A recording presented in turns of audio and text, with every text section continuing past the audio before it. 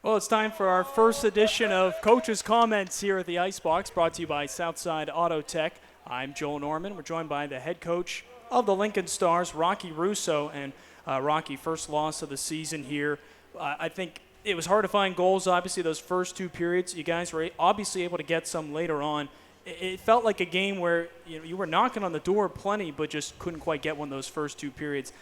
It feels like if you have that kind of pressure on the ice, you're still going to win a lot of games this year, though. Yeah, absolutely. I mean, we had chances in the first and second period. We had 21 shots through the first two periods, but the problem was probably missed the net 9 or 10 times on top of that. And so when you have those grade A chances or you're shooting pucks from the blue line, you've got to be able to generate second and third chances. That's where you're going to get your goals. And our shots from the blue line were high. When we talked to the guys about shooting low from out away from the net and in tight when we want to go high. So unfortunately, we were shooting low in front of the net and high from out far. And their goaltender, if he sees it, he's going to make that first save. There were rebounds all over the place, but we just weren't capitalizing on those. And the reality of it is we let what happened tonight happen to us. We didn't take control of that game when we had a chance.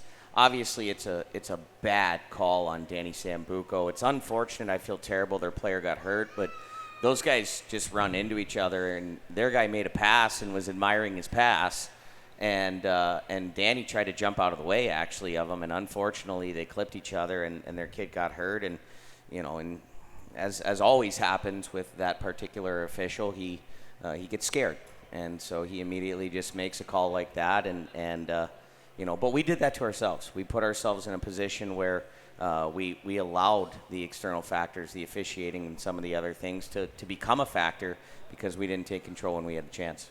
That Sambuco penalty really turned out to be a turning point in the game. Obviously, after that, they get the 2 goals, but you guys got one back. What was the message to the team after that goal that Grimes scored? We had plenty of time, and we're feeling good about ourselves. We're generating extended offensive possession.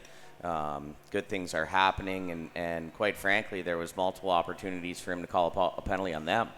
I think there was 3 instances in the offensive zone where he could have called a penalty on them, and he didn't, and then he called a dive. Unfortunately, their kid dove, and he bit on it, and there goes our opportunity with 3 minutes left, we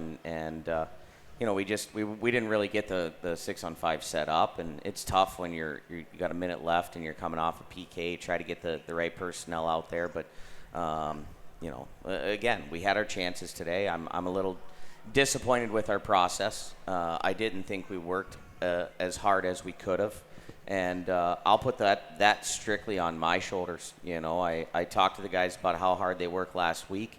I don't know if I necessarily explained to them how much harder you have to work when you play a Western Conference team.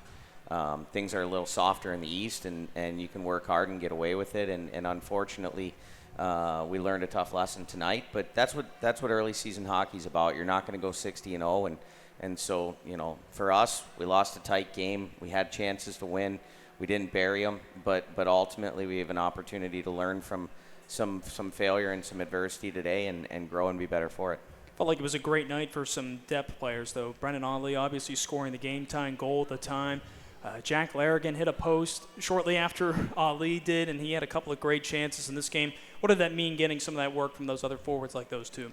You know what? I just the staff and I have talked from the get-go, and we're committed to all 4 lines playing consistently, and you see that for the first 3 games. Everybody's getting lots of opportunities, and guys that are playing on the power play are not necessarily killing penalties. Guys that are killing penalties aren't really getting power play time, but we feel it's really important that everybody plays a lot so that they get a lot of confidence early on in the year. And you see a guy like Hagen Moe tonight. I thought he played fantastic. He had a shift late in the third where he was just absolutely all over the ice and was able to really change the complexion of the game. And as I look at the score sheet, he's probably suspended the next game if there was actually a major penalty at the end. There probably wasn't. But that's classic for what we deal with the guy tonight. So we'll look at that when the time comes. But I was really proud of the way Hagen played today. I was really proud of the way Keaton Peters played today. That all those guys are making big contributions to our club. It's a rare weekend where you don't have a game to bounce back on the next day. You don't have a game tomorrow. What are you guys going to do tomorrow? Is it just going to be a day off, or is it going to be a day of practice kind of in prep for next weekend? No, we've practiced. We don't play till next Saturday, and we certainly, we're going to practice tomorrow and then take Sunday and maybe even Monday off because we don't play till Saturday. So we'll give them 2 days off, but, I didn't want to string together 5 straight days of practice. That becomes monotonous for the guys and tough. So we'll alter the schedule a little bit so they're prepared to play next Saturday night. Taking on Omaha next Saturday here at the Icebox. You saw them twice in preseason a little bit. Obviously, that's not all telling because of how much the roster changes. What's the biggest thing that needs to be done, though? Just pinpointing it to one factor that needs to be done to beat them. Well, we need to compete. They play really, really hard, and they skate as hard as they can all over the ice. And if you're able to make plays around them, then good things happen. But they've got outstanding goaltending.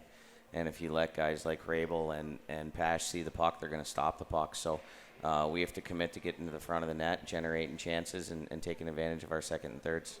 Rocky, thanks for joining us here. We will talk to you next week against Omaha. Thank you.